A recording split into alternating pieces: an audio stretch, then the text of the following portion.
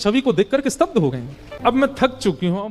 विवाह हो गया, विवाह के बाद उनके पति अनुकूल थे, उनके पूजा में कभी विक्षेप नहीं होने देते थे। लेकिन ठाकुर जी की पता नहीं कैसी लीला है कि जो अनुकूल होता है भक्ति में उसको दूर कर देते हैं। और एक दिन आगरा के युद्ध में उनको इतने बाण लगे कि वे मरणासन अवस्था में आ गए। भोजराज मीरा के प्रति गुरु का भाव रखते हैं। भोजराज कहते हैं, मैंने आपका स्पर्श कन्यादान के समय किया था, आपके हस्त कमल का, परंतु अब मुझे लगता है मेरा अंत समीप है, उससे पूर्व में एक बार आपका स्पर्श करना चाहता हूं। मीराबाई कुछ नहीं बोली। तो भोजराज कहते हैं, मैं एक बार केवल आपके श्री चरणों का स्पर्श करना चाहता हूं। ठाकुर जी के पास गई, अपने गिरधर गोपाल की प्रसादी माला लेकर के आई और भोजराज के गले में पहनाई और अपना हस्त कमल उनके शीश पर फेरती हैं मीरा। श्रृंगार के रूप में मीराबाई को देखते देखते देखते मानो जैसे उनके पति को साक्षात युगल ही एक रूप में हो ऐसा दिखने लगा। उनके पति अपने प्राण त्याग देते हैं। पूरे मेवाड़ में एक भी व्यक्ति मीराबाई के पक्ष का नहीं है। खूब यातनाएं देते हैं, प्रताड़ना करते हैं, उपहास करते हैं, पर मीराबाई को इससे कोई फर्क नहीं पड़ता। एक बार जब वैद्य को विष बना करके देना पड़ा और मीराबाई चरणामृत समझ के पी गई, कुछ हुआ नहीं, तब उसी वैद्य को 2 बूंद पिला दी गई राणा के द्वारा, मर गया वो वैद्य। तब मीराबाई के चित्त को क्षोभ हुआ कि मुझ तक पीड़ा रहे मैं सह लूं, पर मेरे अलावा किसी और को मिले ये मैं सहन नहीं कर सकती। गोस्वामी तुलसीदास जी को पत्र लिख करके मीराबाई ने अब पूछा, क्या करूं? तब गोस्वामी जी ने आज्ञा की कि अब ऐसों का त्याग करो जो हरि विमुख है। और मीराबाई मेवाड़ से मेड़ता गई।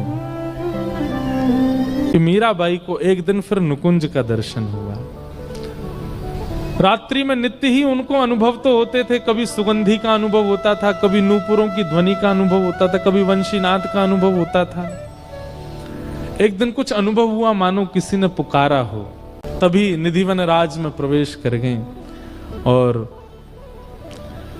वहां अनेक सखियां सहचरियां हैं और मीराबाई सबको देखे इतनी सुंदर हैं सब, और सब मीराबाई को देख के गए, अरे माधवी तू आ गई। अपना नाम माधवी सुनकर के मीरा थोड़ी चकित होती हैं, ये सब मुझे माधवी क्यों बोल रहे हैं? और ये ऐसी अद्भुत कुंज, ये ऐसे अद्भुत साज, ये ऐसे अद्भुत पुष्प, ये पहले तो मैंने कभी देखे नहीं, ये सब मुझे माधवी क्यों कहते हैं? तभी एक द्वार खुला और उस द्वार के भीतर से पीतांबरी पहने श्याम सुंदर नीलांबर धारण की हुई हमारी किशोरी जी, दोनों युगल सरकार का जैसे ही आगमन हुआ पूरी सभा सुगंधित हो गई, सब नतमस्तक हो गए, जय जयकार करने लगे, पुष्प वृष्टि करने लगे। और मीराबाई उस छवि को देख करके स्तब्ध हो गई। स्तब्ध सी खड़ी है मीरा, और ठाकुर जी मीरा को जैसे ही देखते हैं, प्रथम दृष्टि मिली है मीरा से, और ठाकुर जी किशोरी को कहते हैं, देखो किशोरी जी माधवी खड़ी है।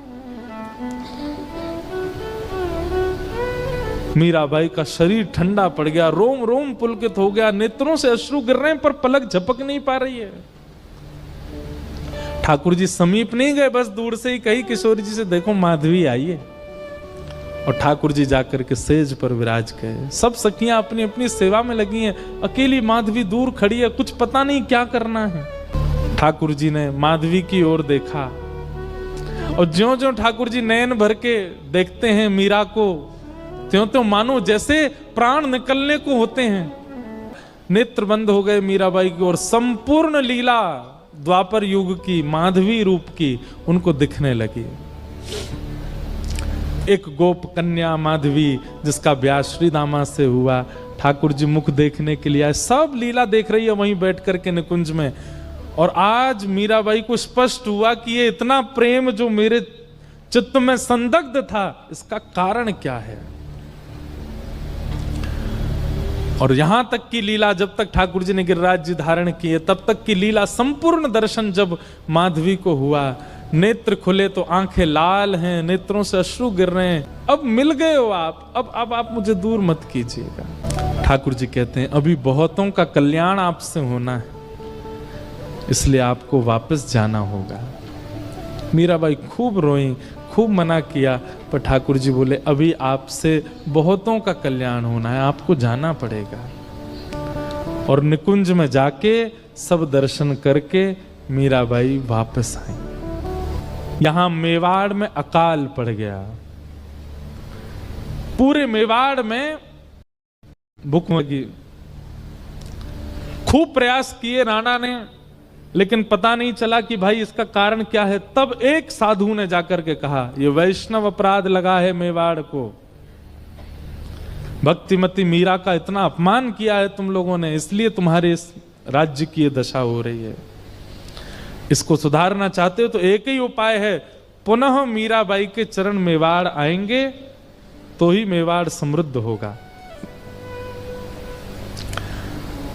ब्राह्मणों को भेज दिया द्वारिका, पता करा कहां है मीराबाई, तो द्वारिका में है, तो वहां पर ब्राह्मणों को भेज दिया, बड़े बड़े श्रेष्ठ जनों को भेज दिया, जाओ याचना करके हाथ जोड़ करके जैसे कहेंगी मीराबाई वैसी हम सेवा करेंगे, उनको मेवाड़ ले आओ वापस।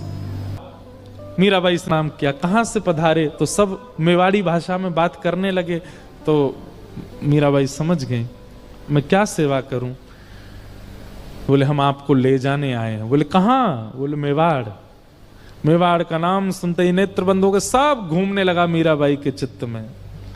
घबरा गई मीराबाई, नेत्र सजल हो गए। मैं हाथ जोड़ती हूं, अब मैं थक चुकी हूं, अब मैं हार जाऊंगी, अब ये मत कीजिए।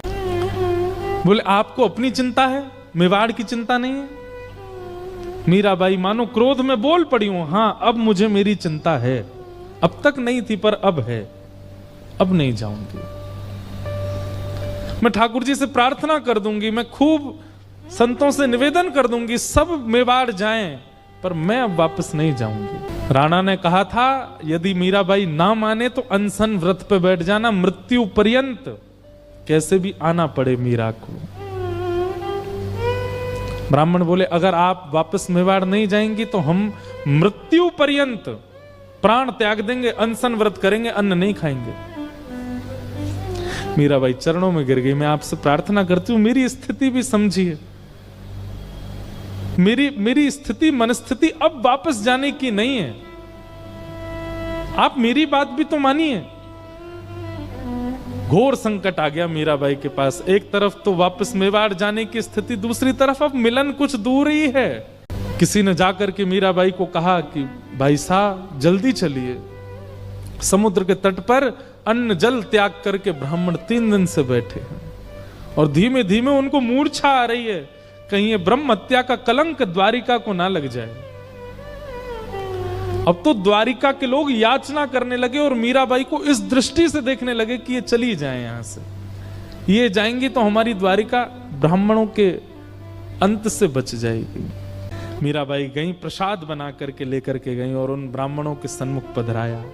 प्रसाद देख करके ब्राह्मण प्रसन्न हो गए, बोले अच्छा आप राजी हो गई चलने को, इसीलिए प्रसाद लाई।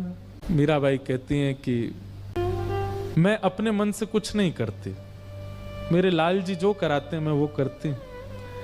आप प्रसाद पाकर के अपना व्रत तोड़िए और मुझे 1 दिन का समय दीजिए, मैं ठाकुर जी से अंतिम बार पूछना चाहती हूं, यदि वे आज्ञा दे देंगे तो मैं चलूंगी। ब्राह्मणों ने अपना अनशन तोड़ दिया और ब्रह्म मुहूर्त का समय, पूरी द्वारिका इकट्ठी हो गई है, सब देखने को तैयार हैं आज क्या होगा। कई लोग चाहते हैं कि मीराबाई द्वारिका से जाए ना, और कई लोग चाहते हैं कि ब्राह्मण अपना प्राण त्यागें, इससे अच्छा तो ये चली जाएं। सुबह सुबह मीराबाई द्वारिकाधीश के मंदिर पहुंची, मंगला आरती हो रही है ठाकुर जी की और मीराबाई सामने खड़ी है, देख रही हैं ठाकुर जी को। ब्राह्मण बोले पूछ लीजिए ठाकुर जी से क्या आज्ञा है। मीराबाई गाती हैं अपने जीवन का अंतिम पद ठाकुर जी के आगे। साजन ज्यों जानो सुध लीजो साजन, ज्यों जानो सुध लीजो। तुम बिन मोरे और न कोई, प्रिया राबरी की साजन। मीराबाई या तो अपने पद में सांवरिया शब्द कहती है, या तो अलग अलग नामों से पुकारती है, पर आज द्वारिकाधीश को साजन कह रही है। साजन माने पति। आपको जैसे लगे मेरी सुध एक बार ले लीजिए, आपके बिना मेरा कोई नहीं है। आप मेरी सुध ले लीजिए, एक बार पूछ लीजिए, एक बार देख लीजिए मेरी ओर। अब इस संसार में रहने लायक मेरा तन नहीं है। मुझे दिन में भूख नहीं लगती, रात में नींद नहीं आती, लोग मुझे बावली बोलते हैं, लोग मुझे क्या क्या कहते हैं। अब इस संसार के लायक मेरा तन नहीं है नाथ। साजन ज्यों जानो सुध लीजिए। गाते गाते गाते गाते मीराबाई बढ़ती जा रही है द्वारिकाधीश की ओर, रो रही है, नेत्रों से अविरल अश्रुधार गिर रही है। लाखों लोग चारों ओर से घेर के खड़े हैं। मिल बिछुरन मत दीजिए, मिल बिछुरन मत दीजिए, मिल बिछुरन मत दीजिए। अब मिलने की स्थिति, अब बिछड़ने मत दीजिए नाथ। और मीराबाई जैसे ही गर्भगृह की मुख्य देहली पर पहुंची, मंगला में ठाकुर जी छोटी सी पाग पहनते हैं, एक वस्त्र में रहते हैं, लेकिन तभी एक तेज पुंज प्रकट हुआ। सहरा पहन करके, सुंदर दुल्हा का भेष धारण करके श्री द्वारिकाधीश प्रकट हो गए हैं। एक दिव्य तेज प्रकट हुआ। सब जितने लोग वहां खड़े थे, सबके नेत्र मानो जैसे सीधा सूर्य का प्रकाश नेत्रों में पड़ा हो। सबने अपने नेत्रों के आगे हाथ कर लिए और उस दिव्य पुंज के साथ मीराबाई प्यारे द्वारिकाधीश में विलीन हो गए। मिल बिछुरन मत दीजे।